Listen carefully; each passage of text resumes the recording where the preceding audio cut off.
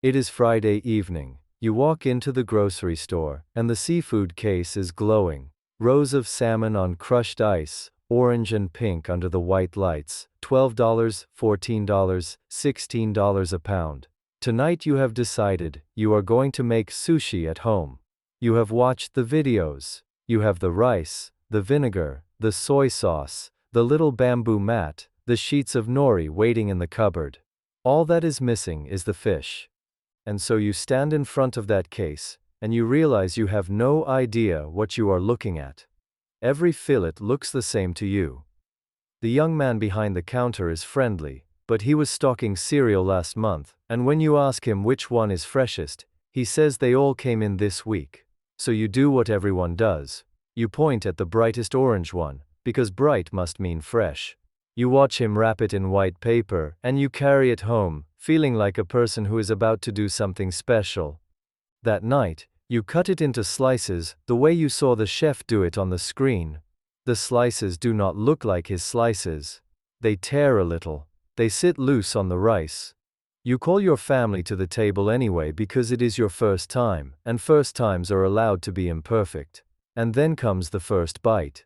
Mushy. Soft in the wrong way, the way a thing is soft when it is giving up. The second bite has a taste underneath it. Faint but unmistakable, like the smell of a harbor at low tide. Nobody says anything unkind. Somebody reaches quietly for the edamame. $14 on the counter, most of the filet going into the trash, and later that night, while you are ordering pizza, somebody says gently that maybe sushi is one of those things you just cannot make at home. Now, I want you to sit with this because I have something to tell you, and I want you to hear it clearly. There is no luck in picking salmon. There never was. The fillet that ruined your evening was sitting right next to one that would have made it at the very same price, and the only difference between the two was that nobody ever taught you how to tell them apart. Every atamae, every sushi chef who ever stood behind a counter in Japan, was taught exactly how to walk up to a row of fish and choose the one worth serving every single time. Before we were allowed to hold a knife, we were taught to hold our eyes still and look. We had a set of small tests we performed before a single coin changed hands. Not one of those tests is difficult. Not one of them costs anything. And any person in this country can learn the entire set in 15 minutes and never again carry home a fish that shames their table. My name is Ito Tanaka. For 31 years, I stood behind a sushi counter. I apprenticed in Tokyo in the years when my master still walked the stalls of Tsukiji Fish Market before dawn, in rubber boots with his hands behind his back. For my first 3 years, he did not allow me to touch the fish at all. My job was to stand one step behind his shoulder, in the cold, and watch him choose. I thought it was a punishment. It was the entire education. He used to say the meal is decided at the market, not at the cutting board. The greatest chef alive cannot save a bad fish, and a good fish will forgive almost anything you do to it. I am going to walk you through the 7 tests he taught me.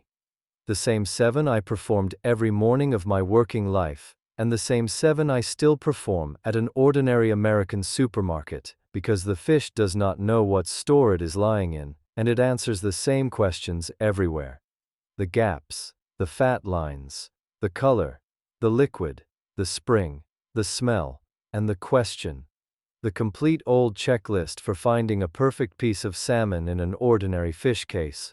Stand in front of any counter in this country, run these 7 tests in 90 seconds, and you will know, before the paper is folded around your fillet, whether you are bringing home silk or bringing home regret. Let me show you how we chose our fish. Test number 1, and this is the most important one of all, is the gaps. In the trade we call it gaping. Come close to the fillet and look at the surface of the flesh. Salmon is built in layers. You can see them plainly. Wide ribbons of muscle stacked one against the next, like the pages of a thick book lying on its side, with a thin white seam between each page. In a fresh, well-handled fillet, the book is closed. The surface is smooth, tight, whole. Every layer holds its neighbor. Now look for cracks, small openings between the layers, little canyons across the face of the fillet, as if the flesh were pulling apart from itself. That is gaping, and gaping is the fish telling you its whole story in one glance. It means the fish was thrown when it should have been laid down. It means it was frozen and thawed carelessly, or left warm on a dock, or it is simply old, and the fine connective tissue between the muscle layers has grown tired and let go. A gaping fillet will fall apart under your knife, no matter how sharp the knife is. It will sit loose and ragged on the rice. It will be mushy in the mouth. Nothing you do in your kitchen can close that book again.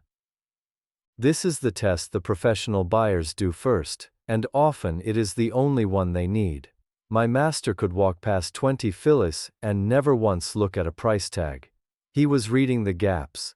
If the flesh is pulling apart in the case, walk away from the fillet, and if every fillet in that case is pulling apart, walk away from the store, quietly, the way you would leave a shop that had already told you what it thinks of its customers. Closed pages, whole flesh. That is the first mark of a fish worth your money, and no other test matters as much as this one. Test number 2 is the fat lines. Those thin white seams between the layers of muscle, look at them again, but this time, look at their color. In Japan, we read those lines the way a good butcher reads the marbling in beef because that is exactly what they are. Fat. And fat in a fish is both the treasure and the clock. In a fresh fillet, the fat lines are bright white, clean white, like fresh snow, like the white of a cut daikon, drawn thin and crisp against the orange of the flesh, sharp as brush strokes on paper. That brightness means the fat is young and sweet, and the fat is where the richness lives. It is the reason the belly cuts melt, and the reason good salmon tastes like more than water. But fat is also the first part of the fish to grow old. Long before the flesh itself turns, the fat begins to change. The lines go dull, then ivory, then a tired yellow, and finally a dirty gray-brown, and by that stage the fat has gone rancid, and its taste has soaked into every layer it touches. You have tasted it before without knowing its name, that heavy, stale, oily taste in bad salmon that no lemon ever fixed. That is old fat. So read the white lines the way you would read the date on a carton of milk, except this date cannot be reprinted. Snow white and sharply drawn, take it home. Yellowed and blurred at the edges, lay it down gently and do not look back. Test number 3 is the color, and here I must first take something away from you, because the store put it in your head, and it is wrong. You were taught that brighter orange means fresher fish. It does not. Hear this plainly, the color of farmed salmon is chosen by the farmer. The fish takes its color from what it is fed, and the feed companies sell that color from a printed fan of orange shades, the same way a paint store sells paint. The farmer points at the shade his buyers like, and that is the orange his fish will be. A screaming sunset orange fillet is not fresher than its pale neighbor. It is only better dressed. So do not read the shade, read the quality of the light in the flesh. Fresh salmon is translucent, it has depth. Look into it and the light goes in past the surface and comes softly back out, the way light behaves in a jewel, in sea glass, in a cut of good tuna. The flesh seems lit from inside. As the fillet ages, that glow dies, the surface goes flat, matte, chalky, like dried paint on a wall. The color is still orange, but it sits on top of the fish now, instead of shining out of it. Then look at the borders. The thin belly flaps, the cut faces, the narrow tail end. A fillet always begins to turn at its edges, the way a leaf turns brown from its rim inward. Gray creeping along the cut surface, brown gathering at the thin edges. That fillet has been lying in the case longer than the sign above it admits. Depth, not brightness. Glow, not glare. Clean edges. That is the color of a fresh fish, and once your eye has seen the difference between glow and paint, you will never unsee it. Test number 4 is the liquid. Now stop looking at the fish for a moment and look at what it is lying on. The tray, the ice, the corners of the package. A fresh fillet is nearly dry, Because it holds its water where the water belongs. Inside its own cells, locked into the flesh, waiting for your knife. That inner water is the juiciness you are paying for. As the fish ages, the walls of those cells weaken and break, one by one, and the fillet begins to weep. What it weeps is not clear water. It is a milky, cloudy, whitish liquid that gathers beneath the fish and pools in the low corner of the tray. In the trade it is called purge, and purge is the fillet coming apart at a level your eye cannot see, cell by cell, hour by hour. A fish sitting in a puddle of its own milk will be soft on the rice. It will turn and smell a full day sooner, and if you cook it instead, it will cook out dry, because the water that should have been in the flesh is already lying in the tray. So when you pick up a packaged fillet, tip the tray gently to one side, and watch what runs to the corner. A little clear moisture is nothing. Fish is a wet creature. But a milky pool, cloudy and thick, is the fish's confession. Set it down. My master would not allow a weeping fillet through the door of the shop at any price, not even for the staff meal. He said a good fish holds itself together with dignity to the very end. He was speaking about the fish. He was also, I understood many years later, speaking to me. Now, before I show you the last 3 tests, the ones almost nobody outside the trade knows, let me ask you for one small thing. Not money, nothing is for sale here. If what I have shown you so far is the kind of knowledge you wish someone had handed you years ago, tap subscribe, not for my sake. Do it so that the next person standing confused in front of a fish case on a Friday evening finds their way to this counter too, the same way you did. That is how this knowledge used to travel, from one person to the next, and that is the only way it comes back. Thank you. Now, the last 3 tests. Test number 5 is the spring. Everything until now you have done with your eyes. This one you do with a single finger. If you are at a fresh counter, ask the fishmonger to press the fillet for you. A good one will do it without blinking, and the one who refuses has answered a different question. If the fish is packaged, press very gently through the film, once, with the flat of one finger. You are asking the flesh the oldest question there is. Are you still alive in there? A fresh fillet answers. It springs back. The small dent your finger leaves fills in behind it within a second or two, the way a ripe peach gives and returns, the way a healthy cheek does.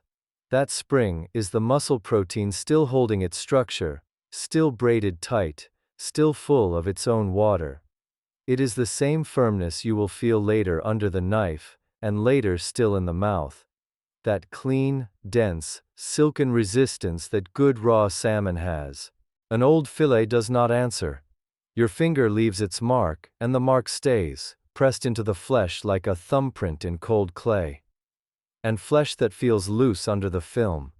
Flesh that slides slightly against itself when you press, as if the layers were no longer properly attached. That fish is already on its way to becoming something else, and you do not want to be at the table when it arrives. One press. Gentle. The fish cannot lie to your finger. Test number 6 is the smell, and here is the rule exactly as my master gave it to me, my first week. Standing in the cold aisles of Tsukiji at 5 in the morning. Fresh fish smells like the place it came from, not like fish. Say that to yourself twice because it undoes a lifetime of wrong assumptions. A truly fresh salmon fillet smells like the sea. Clean, cold, faintly sweet. Like ocean air on a winter morning, like the smell that rises when you cut a cucumber, like wet stone. It is a quiet smell. You must almost go looking for it. The smell everyone calls fishy, that sharp, sour, heavy smell of a harbor at low tide, is not the smell of fish. It is the smell of time. It is produced by the surface of the flesh as it breaks down, and it appears only when the breakdown is already well underway. And it only grows louder from there. No rinse washes it out. No lemon covers it. No sauce is deep enough to bury it. By the time your nose has found it, the fillet's story is over. At a fresh counter, ask to smell the fish before it is wrapped. Do not be shy about this. In Japan, it would be strange not to ask. A fishmonger who is proud of his case will hold the fillet out to you like a jeweler showing a stone. A fishmonger who hesitates has told you everything. Through sealed packaging, you cannot smell, which is precisely why the 5 tests before this one exist. But the moment you open that package at home before the fish touches your cutting board, bring it to your nose. Sea and cucumber, continue. Low tide, stop and take it back, or into the pan with it, but never onto the rice. Your nose has 10,000 years of practice at keeping your family safe. Trust it over any printed date on any label, every single time. Test number 7 is the question, and this final test is not done with your eyes, or your finger, or your nose. It is done with your mouth. You open it, and you ask the person behind the counter, was this fish frozen? Everything you have absorbed your whole life tells you that frozen is the enemy of good sushi, that fresh, never frozen, is the crown on the sign. For raw fish, it is the opposite. And every honest sushi chef in this country will tell you the same thing I am about to. Wild salmon carries parasites. It always has. This is not a scandal. It is the ocean. The old way, and the safe way, and in restaurants the lawful way to serve salmon raw, is to freeze it first, hard, deep and long, colder and longer than your freezer at home can manage, so that nothing in that flesh is left alive except the flavor. The fillet that was deep frozen at sea, within hours of leaving the water, is not the compromise. For eating raw, it is the prize. And that beautiful, never frozen wild fillet shining on the ice. For your frying pan, magnificent. For your sushi rice, never. And while your mouth is open, let me tell you about 2 words printed on the most expensive tag in the case. Sushi grade. Sometimes, sashimi grade. Hear me clearly. There is no law behind those words. No government inspector has ever graded a fish for sushi in this country. It is a promise written by a marketing department, and it is worth exactly as much as the honesty of the store that printed it, no more. So do not buy the label.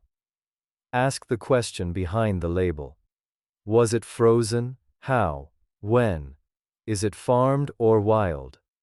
Farmed Atlantic salmon, raised its whole life on pellets, far from the wild waters where the parasites live, carries very little risk, and it is what most sushi restaurants in America are quietly serving you already.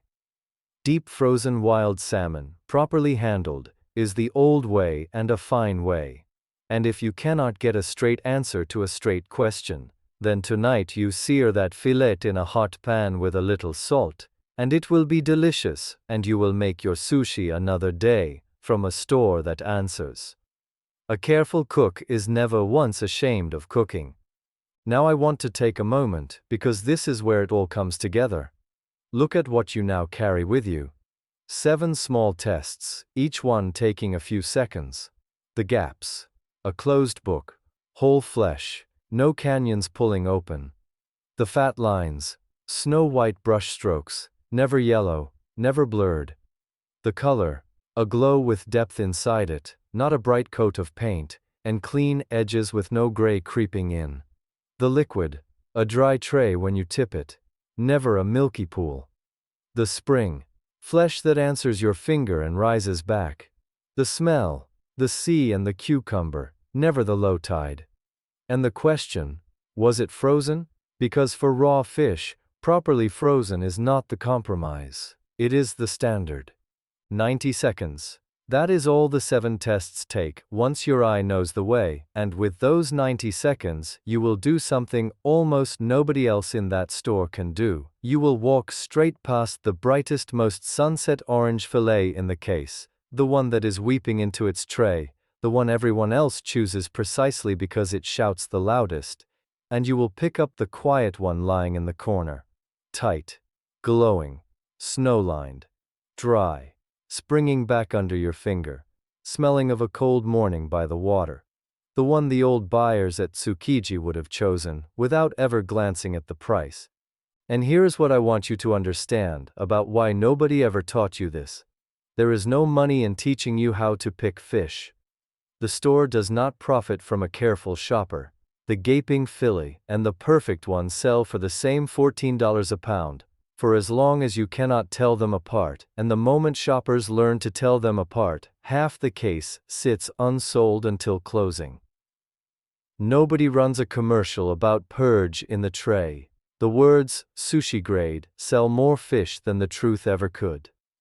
So the knowledge stayed where it was born, behind the counters, passed from master to apprentice at 5 in the morning in cold markets that smelled of the sea, and it never once crossed the glass to the families doing the buying. And so, a whole nation now stands in front of the fish case, picking salmon by brightness and hoping. You do not have to hope. The fish cannot lie. The ocean, the farm, the boat, the ice, and the clock, every one of them leaves its fingerprints on every fillet in that case, and now you know how to read them. So here is what I want you to do. This week, go to the best fish counter within reach of your home. Stand in front of the salmon, and take your 90 seconds. Look for the gaps. Read the fat lines. Look for the glow, not the glare. Tip the tray and watch the corner. Press once, gently. Ask to smell. Do not be shy. And ask the question, was it frozen? Then buy the best fillet in that case, carry it home, and if it has passed every test, make your sushi. Cool the rice properly, cut with a single drawing stroke, and lay the fish down like you mean it. Let your family taste what supermarket salmon is supposed to be: cool, clean, dense as silk, sweet as the sea itself. Once they have tasted a properly chosen fish, they will never again let you bring home the bright orange one. And watch what happens the next time you take the children shopping. Small fingers pressing a fillet through the film, small noses asking to smell. That is how this knowledge comes back. Not through schools. Through Saturdays. Until then, remember the closed pages and the snow-white lines. Trust your nose over every label ever printed. And remember what my master said in the cold at Tsukiji, all those mornings ago. A good fish holds itself together with dignity, to the very end. Your only job, standing there in front of the glass, is to notice.